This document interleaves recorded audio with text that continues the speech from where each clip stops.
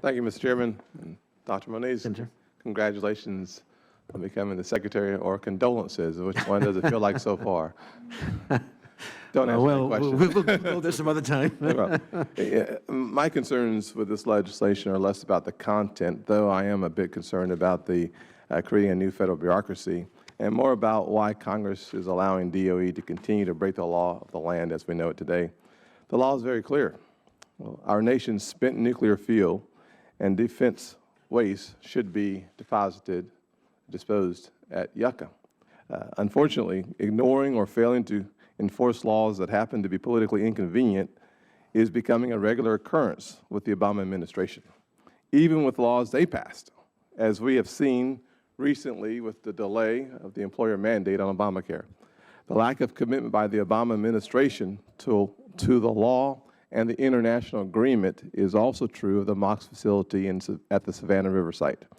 This administration has abandoned its commitment to the people of South Carolina, and not only will it ultimately cost the taxpayers more money, perhaps about $1 billion more, but this August, hundreds of hardworking South Carolinians could lose their jobs because of decisions by the Obama administration. There is simply no excuse for this administration to backtrack on their commitments for political reasons, whether it's MOX, Yucca Mountain, or Obamacare. I understand that some might find Yucca to be politically inconvenient, but that doesn't really matter. It's still the law of the land.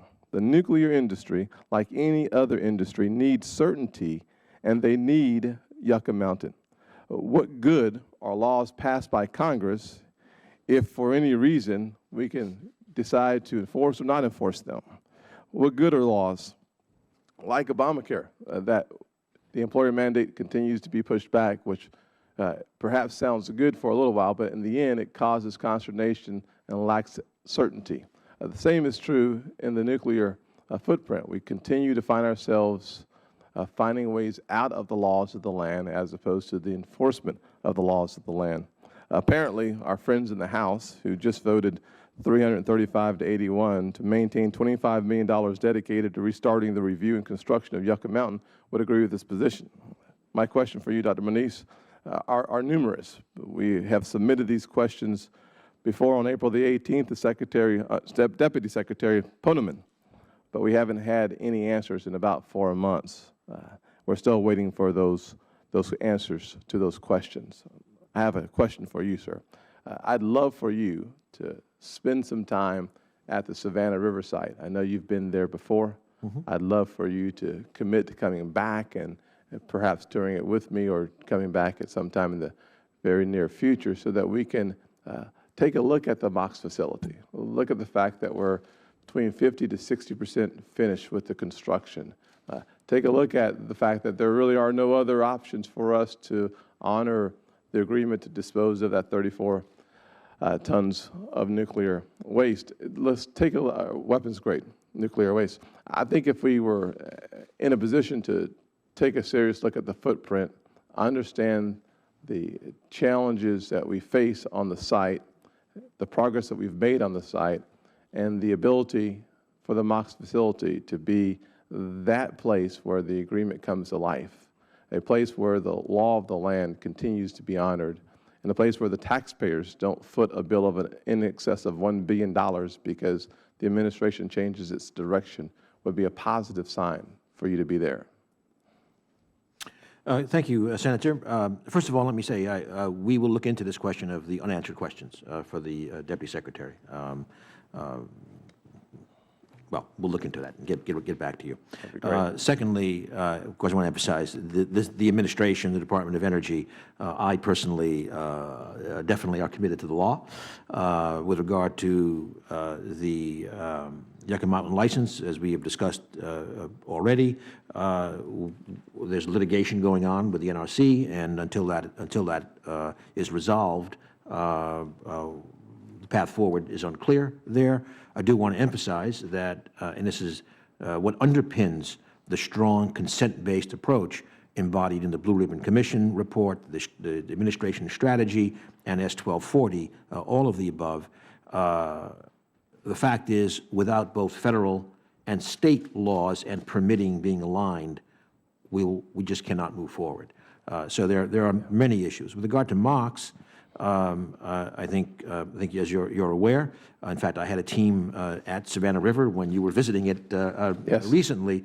We have put a very high-level team working very hard with the contractors, trying to understand their cost structure, why their costs went up so much, and we are looking at alternatives. We are committed to disposing of the 34 metric tons of weapons-grade plutonium.